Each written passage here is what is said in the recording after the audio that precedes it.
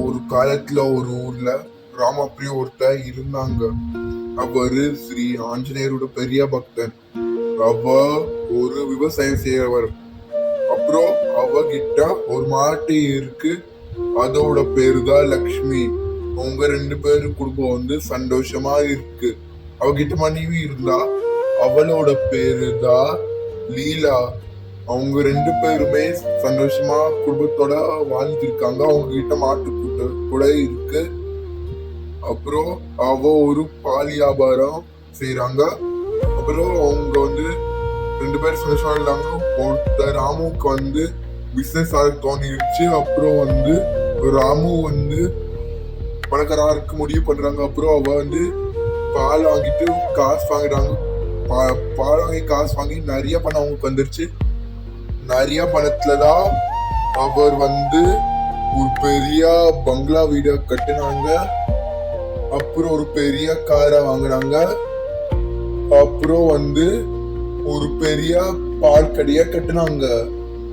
அப்புறம் அவ பால் வியாபாரம் செஞ்சு அவங்க நிறைய பணம் சம்பாதிச்சே இருந்து பணக்காரமாயிட்டே இருக்காங்க. அப்புறம் அவ ரொம்ப சந்தோஷமா வாழ்ந்துட்டு இருந்தாங்க. அவங்களோட குடும்பம் மாட்டு கூட்டா கூட. அப்புறம் 2 பேரும் சந்தோஷமா வாழ்ந்துட்டு இருந்தாங்க. அப்புறம் கொஞ்ச நாளுக்கு அப்புறம் அந்த பால் கடை முன்னாடி ஒரு ஏழா பையன் இருந்தான். அவன் பேரு வெங்கடநாதன். வெங்கடநாதனுக்கு ரொம்ப மோசமா வறுமையா இருந்தாங்க. அது அவனுக்கு பால் பறக்கிறதுனால பிடிக்கல. அதனால வெங்கடநாதன் அவன் வீட்டுக்கு ஓடி போய் அவன் முடிவு பண்றாங்க எப்படியாச்சும் மாட்டுக்குள்ள சரி ஆனா தெரியும் ராமு பட்டி அவனுக்கு. ராத்திரி ஆயிடுச்சு. ராத்திரி நேரம் அவன் 2 பேர் தூங்கிட்டாங்க. அவங்க மாட்டு முன்னாடி அவனை கட்டி எடுத்துட்டு அந்த மாட்டை சொயினி கொள்ளாங்க. அப்புறம் வெங்கடநாதனுக்கு தெரியும். ஏன்னா ஒரு பால் வியாபாரம் கடைக்கு எடுத்துட்டு போவாங்க அந்த பாக்கெட்டா இருந்தால அங்கிருந்து ஓடி போய் ஊரை விட்டே போயிட்டாங்க. அப்புறம் காலை ஆயிடுச்சு. காலை நேரத்துல ராமு ராமு பார்த்தா அந்த மாடு சேர்த்து போறதுனால அவங்க அழு அப்புறம் கையெழுத்து கும்பிட்டு ஸ்ரீ ஆஞ்சநேயர் கிட்ட வேடிக்கை ஆரம்பிச்சான்னு சொன்னார்னா, அப்போ ஆஞ்சநேயா என்னோட மாட்டை நீல காப்பாற்ற யாருக்கும் தெரியல, அதனால என்னோட மாட்டை நீல காப்பாற்ற சொல்லி அழுதாங்க. அப்புறம் ஆஞ்சநேயர் தவத்துல இருக்கிற ஒரு குரல் கேட்டு அப்போ ஊலகத்துக்கு அவங்க கிளம்பிட்டாங்க இங்க இருந்து. அப்புறம் ஆஞ்சநேயர் ஊலகத்துக்கு வந்துட்டாங்க. அப்புறம் ஆஞ்சநேயர் அந்த மாட்டுக்கு உயிரை திரும்ப கொடுத்தாங்க. அப்புறம் மாடுக்கு திரும்ப உயிரும் வந்துருச்சு. அப்புறம் அந்த ஆஞ்சநேயர் அந்த மாட்டை காப்பாத்தினாங்க.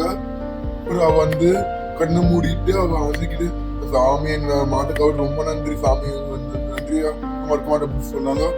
அப்புறம் ஆஞ்சநேயர் அவனை மனசால வாழ்த்திட்டு அதுக்கப்புறம் அங்க இருந்து மாயமாயிட்டாங்க, மறைஞ்சு போயிட்டாங்க. அப்புறம் அவங்க 2 பேரும் சந்தோஷமா வாழ ஆரம்பிச்சாங்க. அதுக்கப்புறம் ஒரு ஜேசிபி எடுத்து இது பண்றாங்க. அப்புறம் அவருக்கு வருத்தப்பட ஆரம்பிச்சாங்க வெங்கடநாதன் அப்புறம் செஞ்ச தப்புக்கு. அதுக்கப்புறம் இவர் திரும்ப சந்தோஷமா கிட்ட வேண்டிய ஆரம்பிச்சாங்க. பணக்காரமாக்கு இன்னொரு பயங்கரமா. அதுக்கப்புறம் அவனோட குடும்பமே அப்படி பணக்காரமா மாறிடுச்சு. அப்புறம் அவங்க ரொம்ப பணக்காரம் ஆயிட்டாங்க இந்த குடும்பத்தினால. அப்புறம் அவங்க 2 பேருமே இந்த ஆச்சரியப்படுறதுக்கு முன்னாடி அவங்க கையெடுத்து கும்பிட்டு நன்றியா சொன்னாங்க. அதுக்கப்புறம் அவங்களோட குடும்பம் சந்தோஷமா வாழ ஆரம்பிச்சாங்க இந்த ஆஞ்சநேயர் சாமியோட ஆசீர்வாத நிலைமையால.